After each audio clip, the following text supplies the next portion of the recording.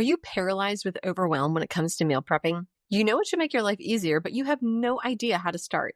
Do you hate to cook, so you give up before you even begin? I've got you. In today's episode, you're going to learn my top 5 meal prep tips to help you overcome the overwhelm and not have to slave over a hot stove or oven in order to get a balanced, delicious meal. Grab a pen and paper and take some notes, and let's go. Tired of feeling exhausted after training? Confused about how to fuel your body without all the food rules? Welcome to Female Sports Nutrition, where I'll help you fuel strong, build muscle, and perform your best, all while breaking free from diet culture. I'm Kristen, a sports dietitian, trainer, and Jesus lover, and I'm here to help you fuel with freedom. Lace up your shoes, grab that smoothie, and let's jump in. Are you ready to fuel your body, build muscle, and boost your performance without having to diet at the same time? Are you looking for a tribe of positive, motivating, and uplifting women that will help you when you're struggling? Join my Facebook group, Female Sports Nutrition. I'll drop the link below for you in the show notes. But in this group, you'll get meal prep and planning hacks, sports nutrition guidance without selling your soul to diet culture, accountability, and a supportive group to share your wins with. And the best part is, you'll even get a free gift just for joining the Female Sports Nutrition Facebook group. So grab your girlfriends, invite them to the group, and join. So I used to spend my entire Sunday meal prepping all of my meals for the week, and it was exhausting. It took me my entire day. I couldn't do anything else, and I felt like a slave to the kitchen. And I actually really like to cook. I like to go grocery shopping. I like all things food. But this was just getting to be way too much for me. And so I found that I just couldn't do it anymore, especially when I had my son. I just completely stopped meal prepping altogether. And it really kind of made things go a little haywire in terms of my diet because I didn't have foods that I could quickly pull out of the refrigerator and eat so that I could just not have to think about preparing a meal every time that I wanted something to eat. Preparing a meal every time that you need to eat a meal is really hard because 1, sometimes you're just not near a kitchen. 2, you don't have the time. 3, you don't have the energy or even the brain capacity to do all of that. And that's where meal prepping comes in. Meal prepping is so important because it's going to help you be able to stay on track with fueling your body properly so that you are not under fueling and you are able to boost your energy, boost your performance and your health, but not have to dirty a million dishes every single time that you want to eat something. You don't have to cook and slave over a hot stove every time that you want to eat something. And you don't even have to think about it. But here's the deal. If you don't like to cook, that is okay. You don't need to make fancy meals in order to be able to utilize meal prepping and reap the benefits of meal prepping. So I'm going to give you my 5 top tips for meal prepping. And the first one is using convenience foods. This is something that I think a lot of people think they shouldn't do because you keep hearing, don't eat prepackaged foods. But not all prepackaged foods are going to be created equally. So first off is buying a rotisserie chicken. If you go to Costco, you can get a rotisserie chicken for $5. That is the best deal going. You don't have to eat the skin. You can pull the skin off. But utilize that rotisserie chicken. You could pull the chicken off and you can get so many meals out of that. When you are creating a meal prepped meal or any meal for that matter, you need to make sure that you're having a protein, a carbohydrate, a fat, and either a fruit or a vegetable. So a rotisserie chicken is going to count as your protein for that meal. Next up, utilize frozen vegetables. Steam in the bag vegetables are completely fine, or you can buy just a giant bag of frozen vegetables, put them in a container that you can microwave with a little bit of water, and it's going to steam your vegetables perfectly for you. And then use something easy like bags of potatoes. These are my favorite because all you have to do is just wash them off and throw them in the oven for an hour. And you could do something else during that time, or you could stick them in the microwave. So I'll use regular potatoes and I'll also use sweet potatoes and I'll just mix up the type of potatoes. So if you were to mix together rotisserie chicken, some frozen vegetables, and a baked potato, congratulations. You have now just made yourself a meal. And you can meal prep that. You can put all of that into a container, put a little bit of butter or olive oil on your vegetables and on your potato, and now you have a complete meal. Next up is you could use instant or pre-made rice, also frozen quinoa, Cascadian Farms, I believe, makes frozen quinoa with garlic kale in it. It's delicious. You can also buy pre-made meatballs. Some of these are going to be better than others, so you just want to check the ingredients on some of them. Frozen pizzas are going to be great. And I know you're probably thinking, pizza? Really? I can have pizza? Yes, you can have pizza. You just want to dress it up with some vegetables and put a little bit of protein on there. So rip up some of that rotisserie chicken and throw that on your pizza. That's completely fine. And then you can get other things like some whole wheat bread or some sprouted grain bread or some whole wheat wraps or a flatbread. And now you can use that leftover rotisserie chicken and put that on your sandwich as a nice chicken sandwich, or you can even make it into a chicken salad sandwich. Pair that with an apple and some peanut butter and maybe some pretzels on the side, and now you have a complete meal. The tip here is to not get too fancy. You don't need to have these fancy dancy meals in order to meal prep. All you need is the components.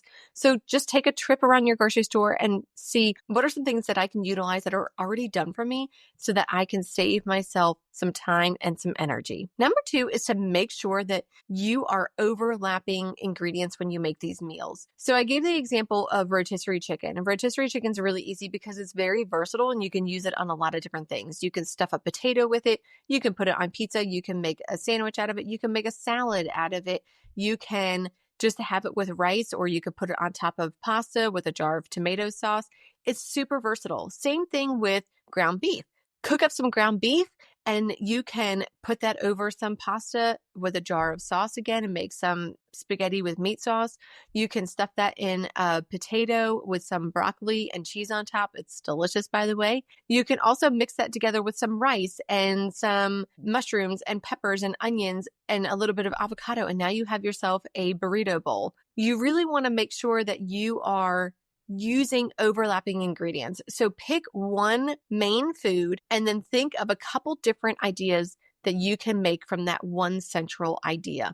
I actually have a blog on this for some freezer meals that you can make, and I give you a ton of different examples that you can make out of that one ingredient. And I'm going to link that below for you in the show notes.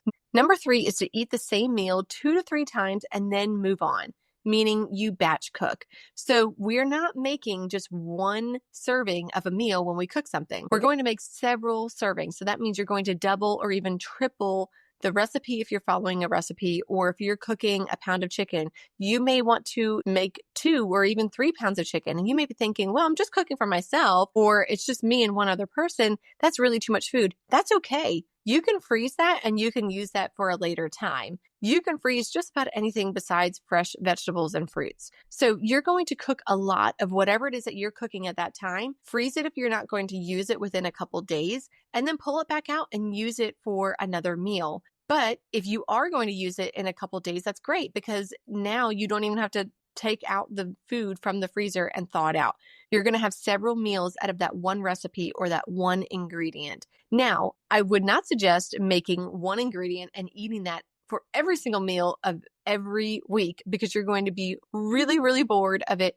You're going to get sick of leftovers and you're never going to do this again. So just eat it a couple times and then you're going to move on. Make sure that you are utilizing the power of batch cooking. Number 4 is to utilize time-saving cooking methods like an Instant Pot, or if you're going to be gone all day and you have a slow cooker or a crock pot, use that. That's great. You can just throw something in your Instant Pot or your crock pot and set it and forget it. You can go do other things. You can go off to work. It'll keep it warm for you. It'll be there waiting for you and greeting you with a nice, delicious smell when you get home. Crock pots and Instant Pots are one of the greatest inventions personally. And I know people love their air fryers, and that's great and all, but an air fryer is only going to keep your food crispy for right then and there. So I would not suggest trying to use an air fryer to meal prep your meals, because it's not going to be crispy anymore. So use things like an Instant Pot or a crock pot. You can throw a whole bunch of meat,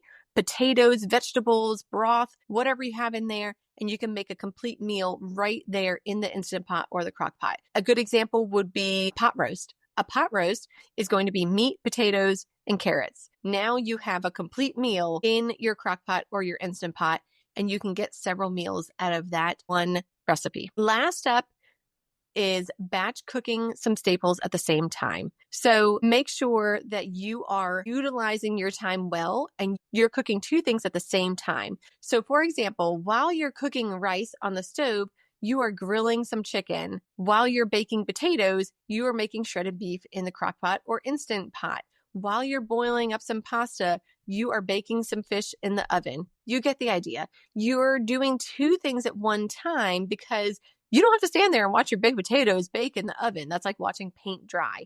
You also don't need to stand there and watch your rice cook on the stove because that's pretty awful too. There's nothing to really see. You just kind of put it on and then let it do its thing for a little while. You can be doing something else at the same time. So make sure that you are cooking two, maybe even three things at the same time. And also, if you're breaking out your grill to grill some chicken, load up that grill and grill a bunch of different things at the same time.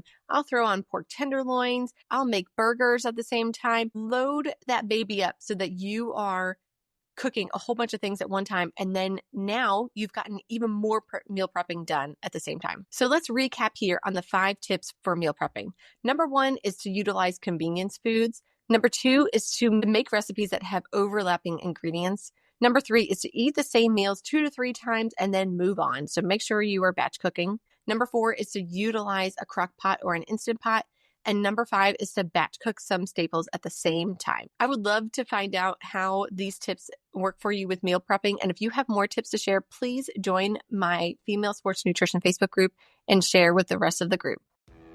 Hey friend, if this podcast inspired you, encouraged you, or changed you, I would love for you to leave me a review and share it with a girlfriend who will find it helpful or inspiring. That is the best way you can thank me and help me share my knowledge so I can help more people just like you. I'm so thankful that you spent this time with me today, and I'd love to connect with you. Join my Facebook group, Female Sports Nutrition, or send me a DM on Instagram, or hop on over to my website, elitenutritionperformance.com. I'll see you back here next week.